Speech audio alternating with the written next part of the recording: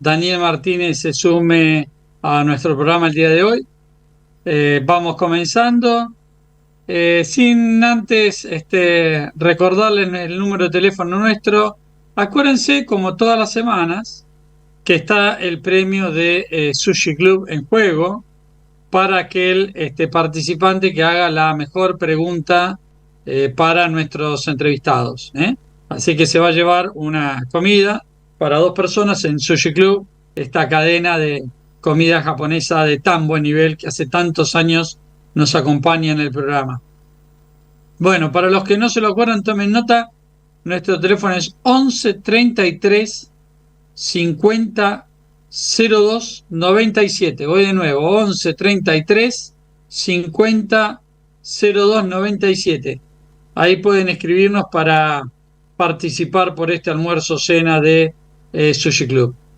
Bueno, hoy el tema que tenemos para trabajar es cómo liderar una empresa en épocas de crisis, ¿no? Una crisis que ya en la Argentina eh, viene desde hace 14 años, ininterrumpida prácticamente, por lo menos eso es lo que dicen los números de nuestro país, pero que se ha intensificado mucho, diría yo, el último año, ¿no? Las empresas argentinas, sobre todo, lo viven de una manera bastante difícil, tanto las pymes como las empresas grandes. Eh, Estamos entrevistando ya hace dos o tres programas gerentes generales, directores, gerentes de recursos humanos de estos dos sectores, ¿no? De las pymes y de las grandes, y les preguntamos esto mismo, bueno, ¿cómo están resolviendo o tratando este tema, ¿no? Un tema que, como decía, en este país nos tiene bastante acostumbrados, pero nos cuesta todavía, ¿no? Ahí tengo a una de nuestras invitadas al aire. Muy bien, ya la estoy viendo. Hoy estoy desde la oficina, no llegué a Capital, pero bueno, ahí va a estar Daniel. La saludamos a Silvana Bergonzi, que es nada más y nada menos que CEO de Arredo, esta empresa argentina que creo que todos o prácticamente todos conocemos. Buenas tardes, Silvana, ¿cómo estás? Hola, ¿qué tal? Muchas gracias por la invitación. Hola a toda la audiencia. Un placer enorme que estés en el programa. Les contaba a nuestra audiencia que Dani está un poquito demorado por el tránsito. Esto en Capital es habitual, así que ya va a llegar, pero voy a empezar yo, que soy el co-conductor de este programa y bueno, y uno de los directores de Farus, de la consultora, hace muchos años, ¿no? Habrás escuchado, Silvana, mi introducción. A mí me gustaría que le contaras un poco a la gente por si hay alguno que no sabe todavía lo que es Arredo, no lo conoce o no ha entrado a comprar alguna de esas cosas hermosas que venden ustedes, que cuentes un poco de la empresa, esta empresa familiar argentina, como las hay tantos, ¿no? Y vamos a hablar, si te parece bien, en el programa de hoy de la crisis que estamos viviendo y económica y financiera, digamos, a eso me refiero, cómo ha bajado el consumo en nuestro país y cómo hacen las empresas para tratar de alguna manera eh, trabajar con esto y salir adelante de todas maneras, ¿no? Contanos un poquito de Arredo. Perfecto. Bueno, Arredo es una marca de capitales nacionales que está presente acá en Argentina, en Uruguay, desde hace más de 40 años. Nos dedicamos a crear hogar. Nuestra misión, nuestra visión tiene que ver con crear una propuesta de producto que pueda generar ese bienestar adentro de las casas y crearnos esos recuerdos y esas buenas emociones cuando justamente estamos en nuestro refugio. Y más que nunca hoy, digamos, poder contar con una casa que nos ampare, que nos refugie, que nos acobije, creo que es, digamos, ahí es donde tenemos que estar. Acá en Argentina tenemos 70 locales, prácticamente estamos en toda la provincia del país y en Uruguay contamos con otros 12 locales, una red comercial, digamos, que también se apoya muchísimo en nuestra página de e-commerce que funciona en ambos países. Y fundamentalmente, digamos, nuestra propuesta tiene que ver, como te decía, con todos los productos relacionados con el hogar, ¿no? Empezamos desde el textil del dormitorio, allá lejos hace 40 años, y ya hoy estamos presentes en todos los ambientes con una propuesta de más de 3.000 referencias. Somos en total entre los dos países 700 empleados y nosotros hoy en parte importamos productos y en parte los fabricamos acá en diferentes centro productivo que tenemos acá en Argentina y en Uruguay también. Muy bien, ya nos vas a contar de eso. Contanos vos sabés que nuestro programa es escuchado, digamos, generalmente por líderes de empresas, ¿no? Gerentes, directores, dueños de empresas también. Contanos cómo fue un poco ese paso de Tenaris, empresas grandes en la Argentina, si las hay, Pan American Energy, a Arredo, que si bien es una empresa muy importante, no es una empresa grande a nivel, digamos, multinacional como podrían ser las otras. ¿Cómo fue ese traspaso? Además, una empresa familiar, ¿no? ¿Cómo fue ese traspaso? Contanos un poquito, que esa es una linda experiencia, seguro. Bueno, aunque en tamaño diferentes y obviamente amplitud diferentes y alcance diferente, las otras dos también tienen una fuerte raíz familiar y casi te diría, Sí, claro. digamos, hay apellidos que cuentan y que toman decisiones de manera muy relevante también en Tenaris y en Pan American. A ver, un poco, siempre me atrajo, me atraen los proyectos que tienen que ver con creer que hay una oportunidad de crecer, que hay una oportunidad de transformarse, hay una oportunidad de dar un salto hacia adelante, y eso fue lo que me trajo de Italia hacia Tenaris, allá lejos, hace 20 años. Yo llegué la primera vez acá en Argentina en el 2001 y después empecé una pasantía en el 2002 en Tenaris y reconfirmé en el 2004 y desde aquel entonces estoy viviendo acá en Argentina. Y como allá en aquel momento me atrajo esa empresa que de alguna manera tenía esa vocación de responsabilidad social, de ser una empresa que jugaba fuerte no solo en su core business de negocio, sino que también se preocupaba por crecer junto a la comunidad que rodeaba la empresa. Eso fue lo que me trajo, lo que me motivó a hacer la pasantía, a hacer mi tesis de graduación sobre esos temas. Te diría que es el hilo conductor de los 3 proyectos en los que estuve involucrada, en Tenaris, en Pan American, en Arredo. El hilo conductor es que hay personas y líderes que creen que se puede hacer algo más y hay que entienden la forma de hacer negocio insertada en un ecosistema y que piensan el negocio junto con sus stakeholders, y más que nunca en esos momentos donde es un placer trabajar con empresas que siguen creyendo en ese rol ciudadano más allá, digamos, del negocio stricto sensu.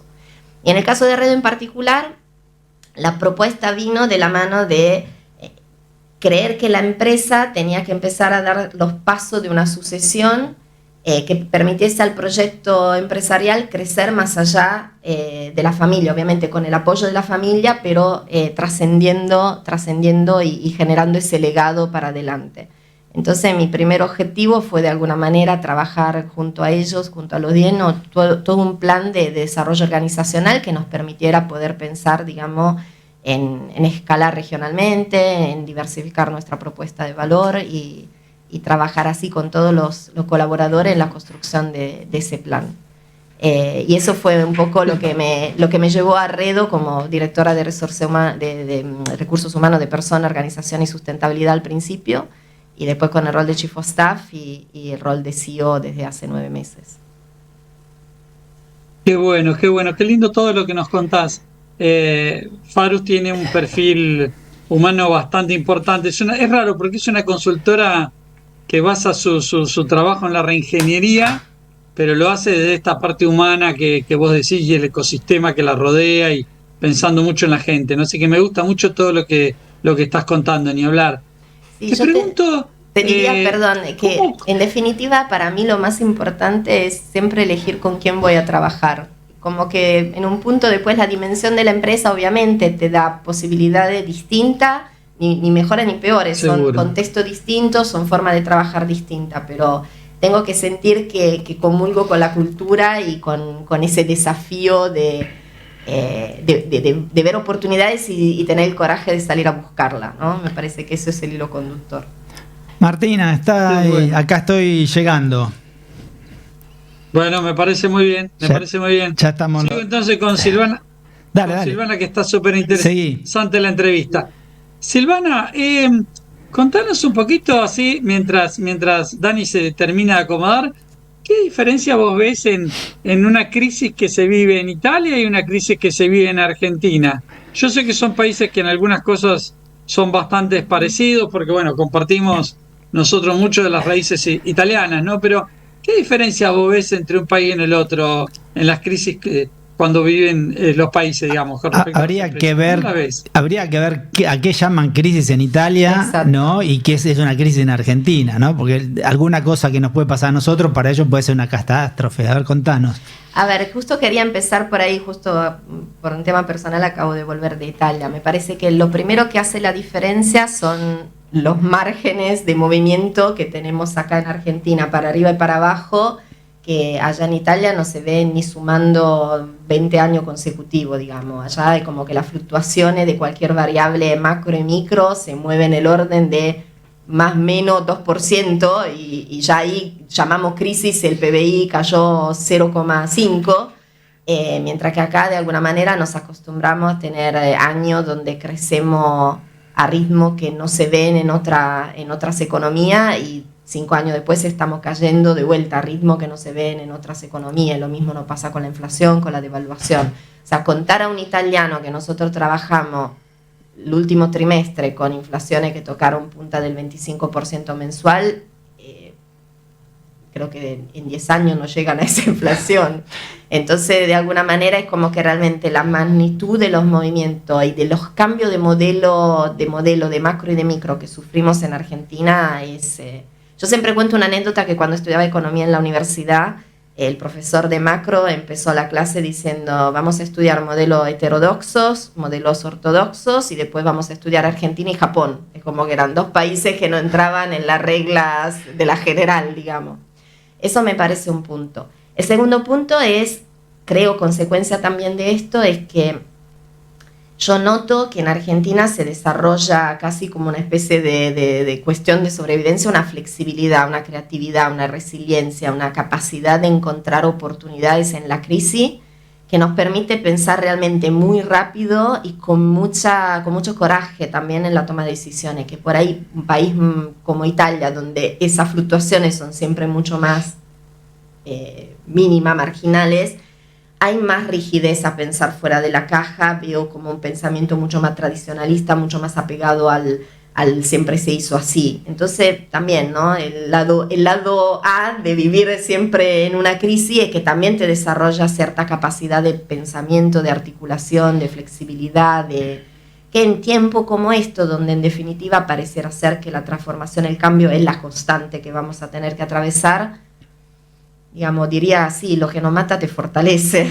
Como que hemos desarrollado A nosotros nos vive fortaleciendo. Claro, una cierta flexibilidad darwiniana de adaptación que en un punto también, digamos, bien tomada, es una fortaleza. Después, exagerada, se convierte también en no poder nunca hacer pie, ¿no? Pero en definitiva, si bien articulada, tiene también que ver con eso. Bien, interesante, ¿no? Esto que decía Silvana. ¿Y qué es lo más difícil de manejar en estas situaciones de crisis? ¿Cuáles son las variables que más te preocupan cuando vienen estas situaciones? A ver, te diré, te arranco de las cuestiones más emocionales, ¿no? Esas crisis siempre generan miedo, y el miedo de vuelta corre ese riesgo que te paralice y que te lleve a trabajar más reactivamente y perder de vista el largo plazo. Entonces, a mí en lo personal, cuando entramos en una crisis, entiendo que hay un momento donde hay que entrar si querés, más en la trinchera, en el barro, y resolver lo urgente y la coyuntura, pero al mismo tiempo siempre trato de generar pausa para pensar, volver a pensar el largo plazo, volver a pensar el problema desde arriba, porque si no se corre riesgo de que toda una estructura organizacional y todos empecemos de alguna manera a atar con alambre lo que se ajustó, y perdemos de vista cuál es la visión y el largo plazo. El segundo riesgo que siempre veo en ese tipo de crisis muy abrupta y muy así de magnitudes importantes es confundir estrategia con coyuntura, de confundir el largo plazo con el corto plazo. Entonces, de vuelta, muchas veces en mi mesa de trabajo con mi primera línea, siempre pregunto, ¿eso es un problema de la coyuntura o es un cambio de modelo de negocio? ¿Es un cambio en nuestra visión estratégica? ¿Es algo que tenemos que administrar y mitigar o es algo que nos está llevando a pensar un negocio, un proceso, una operación de forma distinta? Creo que esos son dos riesgos, si querés, cualitativos que siempre veo cuando aparecen en la crisis, la tentación de suspender todo y poner todo on hold, cuando a veces, tal vez justo porque estamos en crisis, es el momento de acelerar. Pero son pensamientos como contradictorios cuando estás atrapado por el reptílico que te pide de alguna manera trabajar rápido para la sobrevivencia. Entonces, creo que como líder, uno de mis desafíos principales es no dejarme atrapar solo por la urgencia y siempre tratar de poner sobre la mesa esas cuestiones como más de diferenciar qué tipo de problema y qué tipo de solución tenemos que poner en marcha. Bien, qué interesante. Y te hago una pregunta, vos respondés directamente a los accionistas. ¿Cuál es la preocupación del accionista? ¿Sí? Que puede coincidir o no con la preocupación tuya. A ver, en ese contexto particular y en toda la crisis que tuvimos que enfrentar, porque la verdad que hoy estamos hablando de esta, pero en mis 20 años en Argentina, creo, lo conversábamos antes de la entrevista, fueron más los años donde tuvimos que trabajar de alguna manera en contexto de crisis que en contexto de oportunidad y holgadura, no sé, digamos, de tranquilidad. A ver, claramente está el problema de la caja, está el problema del margen, está el problema de entender justamente el mercado, qué va a privilegiar el consumidor, si nuestra propuesta va a seguir relevante. Están esas preguntas que de vuelta tienen respuesta a veces de cara a lo inmediato y al corto plazo, y después te empiezan a estimular conversaciones respecto a cómo va a quedar el mercado después y qué tenemos que hacer para seguir relevante para nuestro consumidor, interpretar qué emocionalidad lo está llevando ahí al consumo, cómo podemos estar cerca de ese consumidor que no la está pasando bien y hasta dónde podemos llegar a de alguna manera adaptar nuestra propuesta para que la pueda encontrar relevante y accesible en un momento donde claramente todos estamos sumergidos en ese lema del no hay plata, ¿no? Entonces esas son las preocupaciones que compartimos, por supuesto. Claro, qué importante, ¿no? Porque me imagino que el empresario al invertir su capital, al correr el riesgo, también es una preocupación importante cómo sostenerlo, ¿no? Sobre todo cuando la crisis es larga, que suelen ser acá. Bueno, empieza a ser la preocupación de, bueno, hasta cuánto puedo aguantar sin hacer recortes, sin dejar de hacer cosas, sin invertir, ¿no? Y eso tal vez hace que se genere una situación de mucha incertidumbre, ¿no?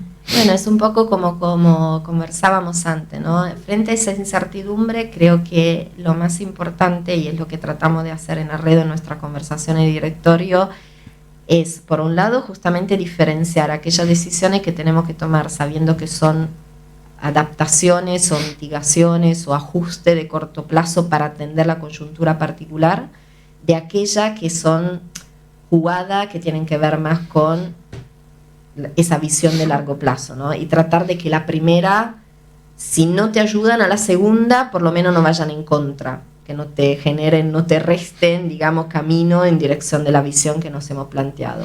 Y después, en función de eso, es siempre priorizar, ¿no? Tener claro cuáles son los criterios para tomar las decisiones, en términos de qué cosas estamos dispuestos a sacrificar y qué cosas no estamos dispuestos a sacrificar cuando estamos en un contexto que nos lleva de alguna manera a pensar en términos de escasez. Y 2 minutos después, como te digo, eso es también siempre desafiarnos a encontrar también la oportunidad en la crisis, porque de vuelta, si quedamos todos presos en pensar en la escasez, es como que estás repartiendo una torta chica. Ahora, si también tratamos de ensanchar esa torta, es ahí donde a veces aparecen esas ideas creativas y que hasta ahora, en mi experiencia, en general, en Arredo, cuando hay crisis, es donde también surgen esas ese coraje de dar por ahí ese cambio de opinión que después nos posiciona mejor. Voy a hacer un ejemplo con el pasado. Justo en el momento más crítico de la pandemia es donde nosotros ya veníamos con un plan de transformación digital, y en el medio de los primeros 3-4 meses donde teníamos todos los locales cerrados, la tienda cerrada, es donde se decidió acelerar en esa transformación, se puso obviamente en el tope de la agenda, y en un punto el sentido de urgencia también nos ayudó a que cosas que pensábamos que íbamos a hacer en 2-3 años, la pudimos hacer en pocas semanas. Es tratar de no dejarse avasallar por esa sensación de escasez y tratar siempre de pensar con creatividad donde se pueden encontrar oportunidades. En definitiva, lo que vos decís es un poco esto de parar la pelota, de poder pensar, de poder no apurarse a tomar decisiones, no reflexionar, hay que estar en un buen estado de equilibrio uno para poder manejar estas situaciones, ¿no? Sí, y creo que de vuelta, ¿no? Argentina, después de tantos años, y sobre todo en ese caso, hablo por mis 20, pero hablo también por José, por la familia que atravesaron, digamos, como proyecto empresarial, más allá de la marca Arredo, hace más de 60 años que están en el negocio textil, entonces también hay cierta cintura y cierta capacidad de articulación en todos los vaivenes que tiene la economía. Es siempre un ejemplo que yo tengo en mente cuando pasan esas cosas, que es, si puedo nombrar una marca para mí muy querida, es cómo nace la Nutella. La Nutella nació en Italia porque el precio del cacao se había ido a las estrellas, era imposible generar una pasta, digamos, a base de cacao, entonces se buscó un reemplazo, que era la avellana. Y desde la escasez y desde la imposibilidad, desde una crisis, se encontró un producto que hoy es un producto icónico y que a partir de ahí se construyó todo lo que es el imperio ferrero en un montón de categorías. Y así en muchos negocios o productos que hoy estamos consumiendo, muchas veces nacieron por una situación que aparentemente era una crisis que iba a llevar un proyecto empresarial, un negocio, una empresa a su fin. Entonces siempre me gusta tener ese ejemplo en la cabeza, porque de alguna manera hoy lo disfrutamos, porque en algún momento no fue posible hacer lo mismo con el cacao. ¿Y es lo mismo enfrentar la crisis en una empresa donde están los dueños presentes que en una empresa multinacional donde hay muchas decisiones que hay que consensuarlas en Latinoamérica o después a nivel mundial? Imagino que sí. Te diría que en los 3 casos que me ha tocado vivir acá en Argentina, en definitiva el headquarter estaba en Argentina, entonces por más que fuera una multinacional, que obviamente tenía que articular toda una estrategia a nivel mundial, había mucho entendimiento de lo que eran esa variable que son difíciles de entender para alguien que no vive acá, ¿no? Entonces te diría que imagino, hablando con colegas, que a veces se le complica transmitir a un headquarter en Estados Unidos, en Holanda, en Francia o mismo en Italia, qué está pasando y cómo se lee el mercado y las restricciones que tenemos en lo financiero, en las importaciones, en las inversiones, en todo ese andamiaje que resulta realmente a veces desafiante contar a alguien que no está sumergido en nuestra realidad.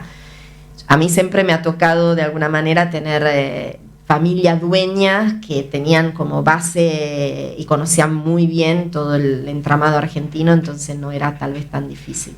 Creo que obviamente trabajar con dueños cercanos permite que cierto ciclo de decisiones sea mucho más rápido, en definitiva, y siempre me ha tocado estar a no más de 2 niveles de esos lugares de toma de decisión, entonces en algún momento el rulo se hace bastante rápido, y eso creo que en un contexto de crisis a veces ayuda. Bien. Bueno, interesantísimo. Vamos a ir a una breve tanda publicitaria y volvemos enseguida con el nuevo liderazgo. En Farus People and Business te acompañamos a gestionar cambios para construir un mundo mejor. Consultoría, capacitación, coaching, selección y desarrollo son las formas en las que acompañamos el crecimiento de tu empresa. Comunícate con nosotros al 4778-3812 o mediante nuestra página web www.farus.com.ar.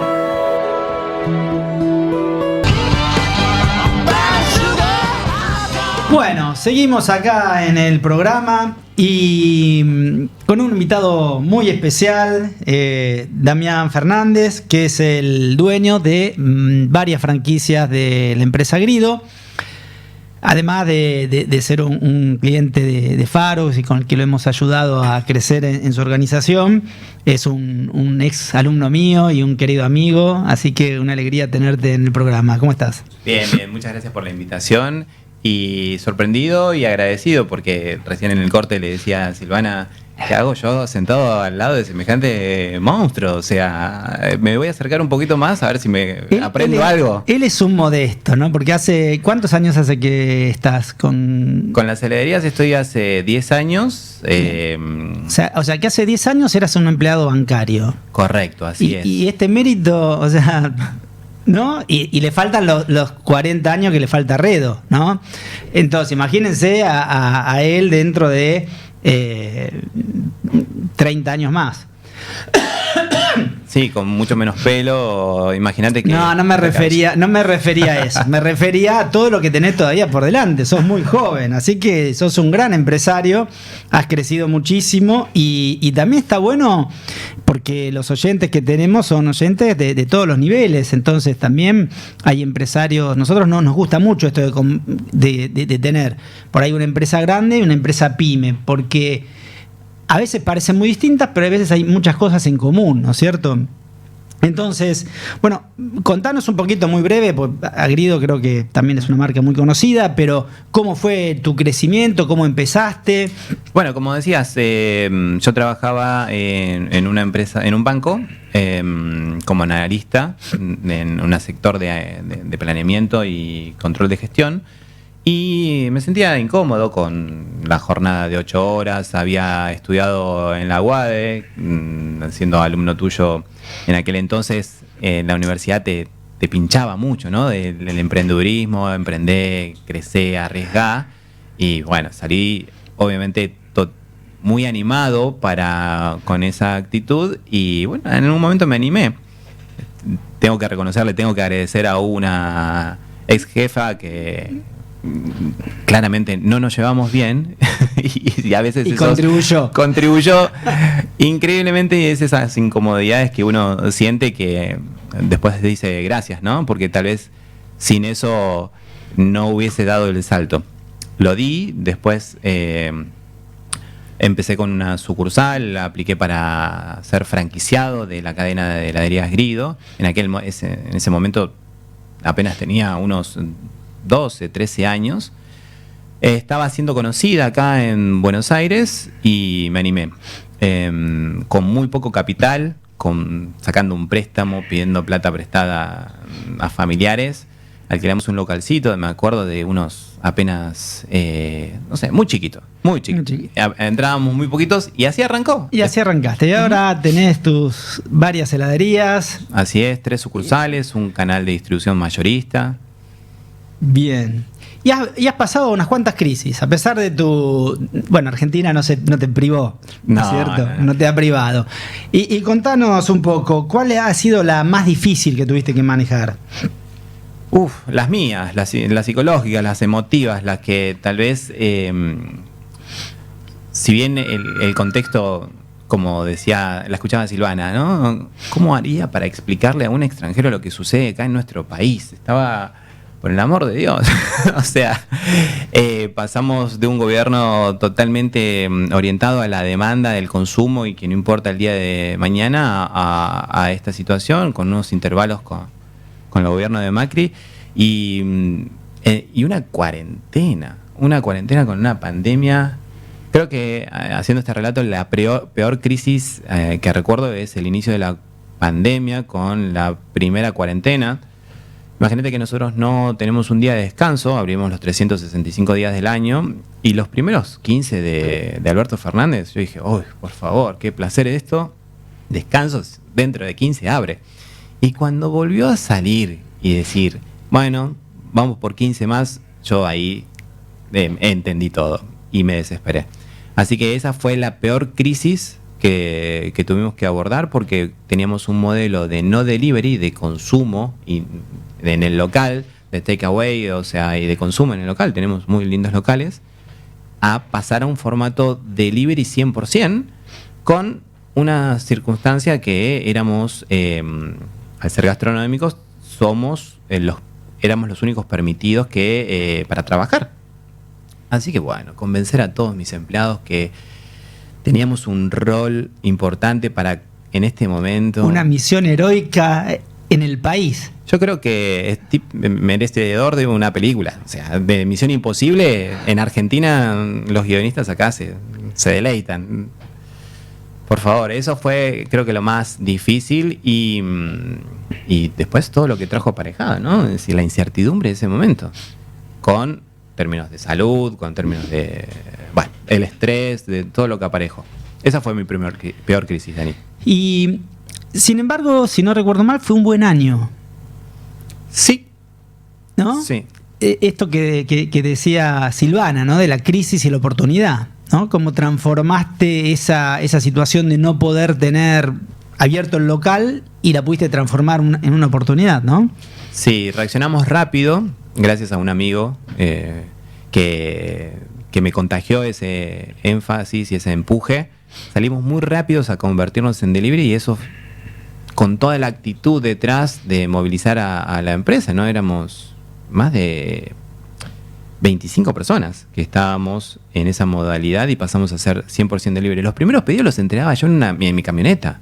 Y esa rapidez en el mercado hizo que fuéramos los primeros en tener este formato de delivery cuando todos estamos encerrados sin saber qué hacer y con el único propósito de engordar. Entonces, yo llevaba la comida para que engorden a la casa. Claro. Y sí, no teníamos nada que hacer, un helado. Y eso hizo que nos conocieran y aumentáramos las ventas de manera importante. Y después se conoció que todos los gastronómicos, en cierta medida, nos fue bien, pese a que lloramos la carta también, ¿no? Igual muchos cerraron también. Muchos que no, justamente, ¿no? Muchos que no tuvieron esta flexibilidad, terminaron, uno ha visto un montón de negocios gastronómicos que terminaron cerrando. Uh-huh. ¿Sí? Eso también ha pasado, digo, porque no solamente siempre hablamos de la flexibilidad, pero no todos tienen esa flexibilidad y muchos se han quedado en el camino, ¿no? Martín, ¿vos alguna pregunta? Sí. Te veo, ya lo conozco, sí, le veo la cara, viste, así a lo lejos, ya me doy cuenta, dale. Son muchos años ya. Te agrego algo. Antes de haber terminado la pandemia ya llevamos 180.000 locales cerrados. Porque esto que dice Silvana y a mí me gustó mucho, ¿no? De la resiliencia que tenemos. Y yo la vi a ella recién mirándolo a Damián, este empresario argentino, pyme, que resuelve estas crisis con tanta naturalidad. Es cierto, pero también creo que es bueno que empecemos a decir los argentinos que estas crisis nos cuestan muy caro también. Es cierto que nos han venido muy bien para volvernos creativos, resilientes, salimos de acá al mundo y conseguimos empleos como gerentes rápidamente por esa facilidad que tenemos para resolver. Pero también es cierto que cada crisis deja un tendal muy grande de gente que se quedó sin trabajo, sin negocios, sin ahorros, sin un montón de cosas, ¿no? Eso también es cierto. Y yo pensaba con respecto a esto de las crisis argentinas e italianas y la gran diferencia que hay, como decía hace un ratito Silvana, me gustaría preguntarle a Silvana, cuando ella estaba acá, ¿no? Manejando Arredo, una empresa con tantos empleados, y veía, como decía recién Damián, que pasaba 15 días, pero después otros 15, después un mes, después 2 meses, después 6 meses, después 8, y llevaba ya 9 meses, y hablabas con tus amigos y tus familiares de Italia, que por ahí vienen todos, no sé, un mes encerrado, o 2, lo que fuera, no importa. ¿Qué sensaciones tenía de a dónde íbamos, Silvana? Un país que no se sabía si íbamos a estar ya de por vida encerrados, y esta incertidumbre total que había acá, y el país que fue récord a nivel mundial en cantidad de tiempo con cuarentena. ¿Cómo sopesaba vos eso siendo italiana y viendo la diferente forma en la que se la estaba tratando acá en la Argentina el tema de la cuarentena? Mira, me pasó, recuerdo muy bien ese momento porque justo 2 semanas antes que empezara ese encierro, fue el momento en que soy nombrada Chief of Staff, ¿no? Entonces como que tenía la responsabilidad de personas como recursos humanos, que fue una de las áreas más atravesadas después por la pandemia, porque nos tuvimos que convertir en enfermeros, psicólogos, coordinadores de permiso de trabajo y permiso de circulación y N cosas más que tuvimos que hacer. Y yo justo acababa de volver de viaje de Italia, había viajado en enero, con lo cual justo antes que empezara a explotar, digamos, toda la pandemia allá. No sé si se acuerdan esas imágenes tristísimas y dolorosísimas de los camiones del ejército, que justo empezó en Milán, el epicentro fue muy cerca de donde vivía yo.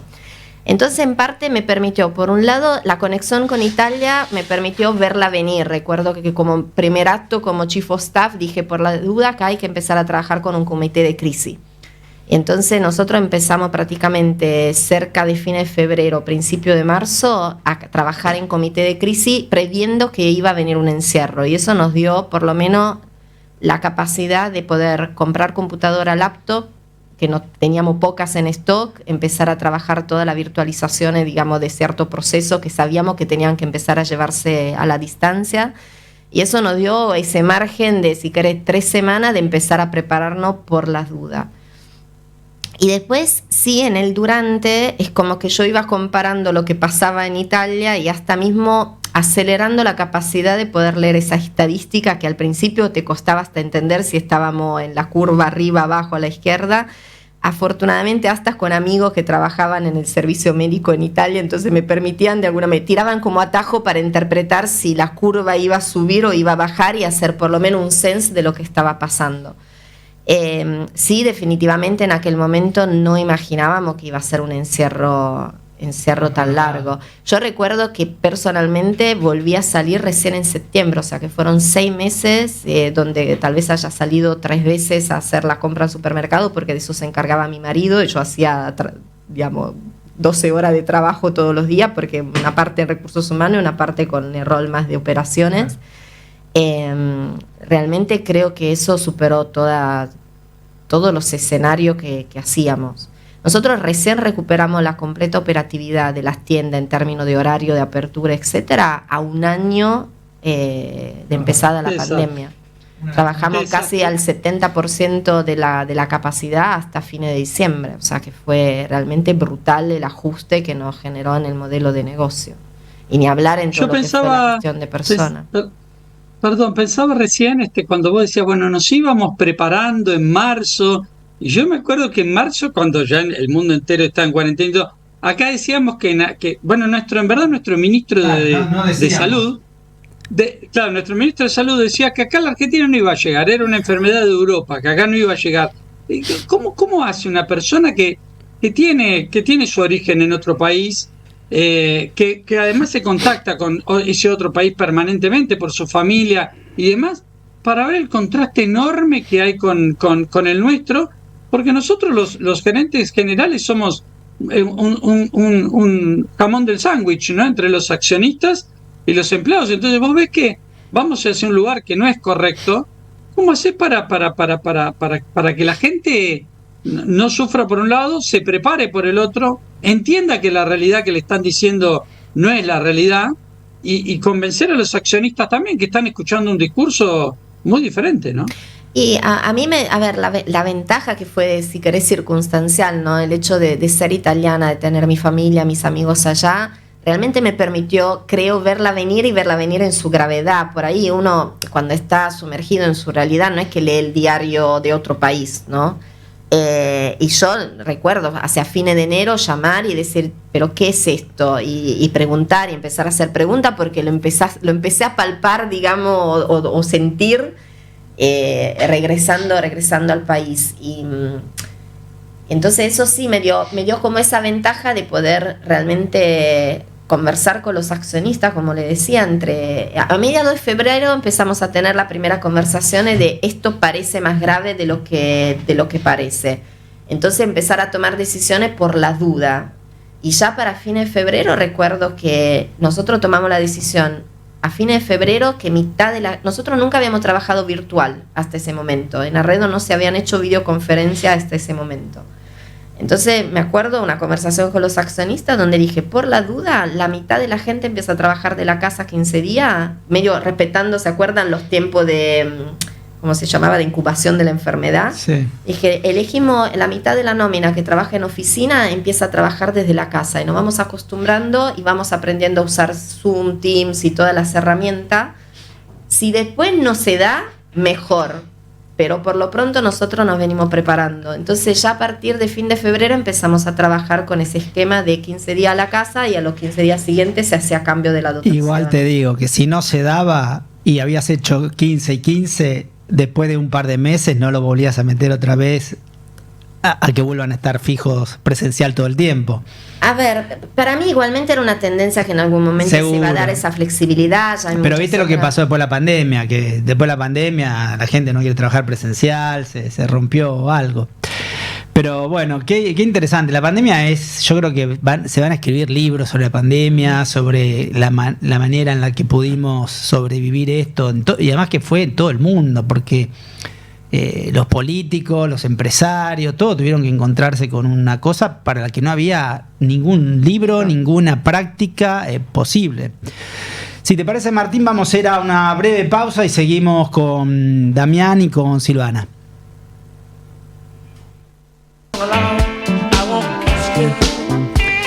Bueno, seguimos acá con nuestros dos invitados. Ya tengo varias preguntas en el WhatsApp. Recuerden escribir al 11 33 50 02 97 para ganarse el voucher de Sushi Club. Damián, Sí. y a vos como dueño, ¿no? ¿Cuál es la preocupación, ¿no? Porque, bueno, vos ves que empiezan a bajar las ventas, ¿no? Me imagino que en este momento debe estar pasando algo de esto. Ves que tenés todos los gastos de los empleados, te aumentó la luz, vos consumís un montón de luz. Bueno, ¿cuáles son las preocupaciones que empiezan a aparecer y cuáles son las fantasías, las ideas que te aparecen, te empiezan a atravesar en la mente cuando vos ves que empiezan a suceder estas cosas?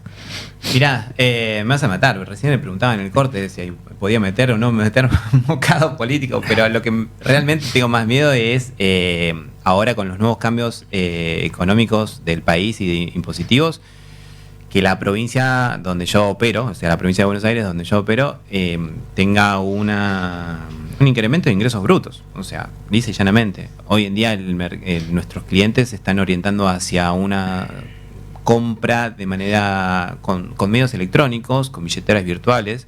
Nuestra participación de pago en efectivo descendió abruptamente y casi la mayoría es online. No, perdón, la mayoría es online, casi estamos con niveles récord de eso en toda nuestra historia. Y estamos muy presos de percepciones, porcentajes, te retengo por ganancias, te retengo por ingreso bruto, te retengo, por las dudas te retengo. Claro. ¿Entendés? Y a veces esa plata es difícil de recuperar en el tiempo en escenarios con inflación. O sea, está bien, está hacia la baja, pero es dinero que pierde capacidad de poder adquisitivo. Eso es una de las grandes preocupaciones que tengo.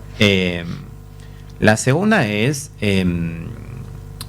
cuánto tiempo más se va a ver resentido en los niveles de consumo que tenemos. Yo hice unos cálculos para venir acá y pude observar que entre la temporada pasada y esta temporada tuvimos un descenso en las ventas abrupto, o sea, de un 30%. Estamos hablando de 60.000 kilos de helado que vendimos menos. También que veníamos de un periodo récord con el Mundial, pero porque mi temporada contempla un periodo que no empieza con enero y diciembre, sino empieza medio partido, ¿no? Y bueno, el descenso en la cantidad de kilos que vendimos es importantísimo, es un 30%, es casi una heladería más. Y con Claro, respecto... es como si de las 3 heladerías una lo hubiera cerrado. Claro, nosotros tenemos un canal de distribución mayorista, también son como 4 heladerías, Claro. pero descendió tanto como si se hubiesen comido una sucursal. Con la coyuntura de que están aumentando algunos costos fijos, pero nuestros clientes, algo que me da tranquilidad es que nuestros clientes están yendo a las sucursales y vimos que la cantidad de tickets, o sea, los tickets que vendemos, la cantidad de ventas, se mantuvo estable y hasta creció un poquito. Entonces, esa preocupación que tengo en términos de las ventas, de alguna manera pienso y creo que al nosotros vender a un segmento poblacional que si deja de consumir algún determinado tipo de marca más alta, se vuelca también a nuestra empresa buscando una relación precio-calidad acorde a su situación actual de bolsillo. Claro. Entonces, un poco me preocupa eso, me preocupa los costos que nos agarran en una temporada baja, porque nosotros vendemos helado. Entonces ahora se nos viene el invierno, y como la serie, ¿no? Se nos viene el invierno y tenemos que cuidarnos de las erogaciones. Esas son mis principales preocupaciones hoy. ¿Y cómo se contiene a la gente, no? Porque también vos estás en una empresa, antes tenías movimiento, un helado, un cuarto, esto, lo otro, y de pronto ves que estás acá, viste, de acá, no pasa nada, pasa media hora, no viene, y la gente, me imagino que eso le empieza a generar preocupación. Lo mismo de pasar en todos los locales, ¿no? Que sí. Uno escucha a veces en la tele que dice, y hoy vendí tanto, y hoy no vino nadie, hoy, ¿no? ¿Qué le empieza a pasar a la gente y cómo la contenés en esta situación? Mirá, recordá que yo soy una pyme, ¿no? Un comercio. Estoy al lado de una señora que es head de recursos humanos. O sea, lo que voy a decir está totalmente fuera de los libros que es los libros de una pyme. Pero siendo dueño de una pyme, vos sos a veces hermano mayor, familiar, amigo. Tenés que contener a las personas. Y te encontrás en circunstancias que si se levanta Peter Drucker, prócer de la administración de empresas, se vuelve a morir. O sea, entonces, uno es ese acercamiento y esa posibilidad de llegar a la otra persona y hablar para tranquilizar. Después, hay procesos claros que en nuestra temporada se contratan muchas personas y en temporada baja no, o sea, hay periodos de contratos por temporada. Claro. Y por otro lado, tenés que mezclar esto con tu proceso de crecimiento, porque nosotros estamos iniciando un proceso de profesionalización donde requiero de mandos medios. Entonces están saliendo chicos de su eslabón más bajo, ponele, dentro de los puestos, y están tomando capacitaciones. Y yo estoy apostando a ellos, y por más que haya baja venta, estoy soportando eso como una suerte de capacitación y erogación adicional para apostar a una organización y una estructura un poco más profesional.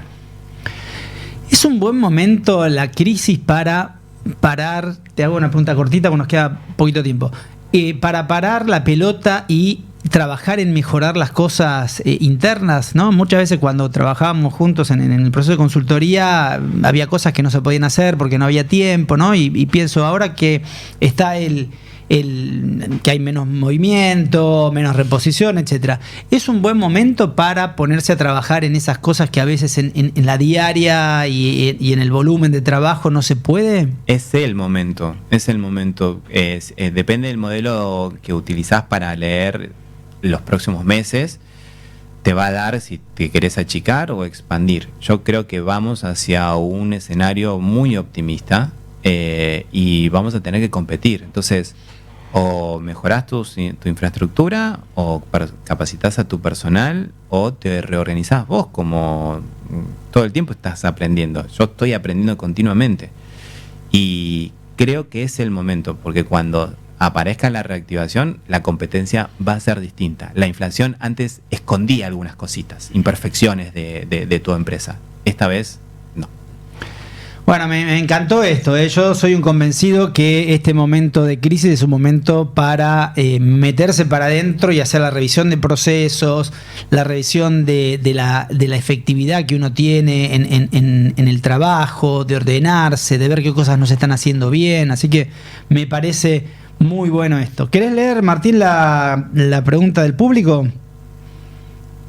¿La tenés a mano? Bueno, sí, lo tengo acá a mano. Dice, buenas tardes, quería hacer una pregunta en el programa. Dice, soy cliente de Arredo hace muchos años y me ha sorprendido la cantidad de empleados que están presentes en algunos locales. ¿Es un cambio de filosofía o es por la necesidad de actualizar los precios con rapidez? No, en realidad. Pregunta Mariana.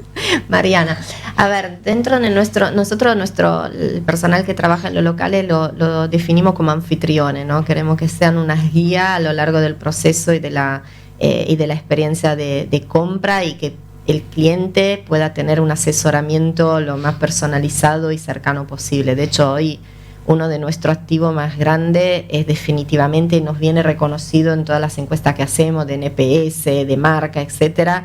Si hay algo realmente que es un activo de la compañía, es la calidez y la calidad y la atención que tenemos en los puntos de venta a través de nuestros anfitriones y anfitrionas. Así que en parte la cantidad responde al querer estar muy cerca y poder realmente recomendar a cada cliente que se acerca el producto que mejor se ajusta a lo que necesita, y poder darle como ese asesoramiento, digamos. Es un producto que no es de consumo masivo, no es complejo como otro, pero tiene su funcionalidad técnica, y la verdad que nuestros anfitriones siempre logran encontrar la mejor ecuación de característica y de precio según el cliente que se acerque. Entonces, parte de la propuesta de valor. Silvana, me gustaría hacerte una preguntita final de mi lado, y quedan 2 minutos, así que le estoy matando el cierre a Daniel, pero la verdad que es impresionante tenerte en el programa, y además en esta combinación que estás haciendo también con Damián desde la mirada de una pyme, ¿no? Y te voy a hacer una pregunta que es para mí muy importante. Los argentinos tenemos muchísimos atributos, muchísimos. Pero una debilidad, creo yo, que tenemos es que nos dividimos muy rápidamente, ¿no? Vos tirás una pelota y enseguida se separan dos equipos, vos proponés una idea y enseguida hay dos que opinan distinto. Ya somos especialistas en los rojos y los verdes, los azules y los blancos, en separarnos enseguida. ¿Qué mensaje tendrías para nosotros en este momento de crisis, que otra vez nos encuentra divididos, por ahí más que nunca, en algunos sentidos? ¿Qué mensaje tendrías para nosotros como una italiana que ha tenido tanto éxito en nuestro país? ¿Qué nos regalarías de palabras finales? A ver, creo que diste en el blanco de uno de los digamos, de lo pasivo que tiene Argentina, ¿no? Esa dificultad, y recuerdo haberlo estudiado muy de cerca, ¿no? La dificultad de unirnos en torno a enfocar más en lo que estamos de acuerdo y dejar para una segunda conversación los puntos donde estamos en desacuerdo. Y muchas veces nos enfocamos más en los extremos y menos en el centro. Porque en el centro hay acuerdos que son básicos, pero a veces como que los sesgos, cierto predeterminismo, ciertas etiquetas con las que nos casamos terminan obturando a veces la escucha empática. Y cuando uno saca la etiqueta y empieza a escuchar, hay muchas más cosas en las que estamos de acuerdo que en las que no estamos de acuerdo, pero a veces hasta en la lingüística, en la semántica, en las palabras que usamos, tendemos a extremizar ciertas posiciones. Yo creo que eso es algo que hace a la institucionalidad, al capital social, a construir confianza. Creo que realmente desde el rol que cada uno ocupa de liderazgo, de vecino, de mamá, de hermano, tratar de enfocar apreciativamente primero donde hay puntos en común, y después vamos a ajustar la diferencia. Debería ser un ejercicio diario en cada conversación que tenemos, y es revolver a construir capital social, esa capacidad de poder tener 4 o 5 acuerdos en común que nos guíen para adelante. Venimos hace 200 años tratando de hacer esto, ¿no? Esperemos que en algún momento podamos, ¿no? Porque unitarios de federales, azules y colorados, CAI y PRO, bueno, así hemos vivido nuestra Argentina. Bueno, se nos acabó los grises, ¿no? De encontrar los intermedios. Sí, totalmente. Bueno, Dami, un gustazo igualmente, tenerte. Gracias por la invitación. Silvana, un gustazo tenerte. Gracias y nos por la despedimos. No, por favor, un placer para mí. Martín, nos vemos en la próxima. Un placer enorme. Igualmente. Y nos vamos, ¿sí? Hasta la próxima semana.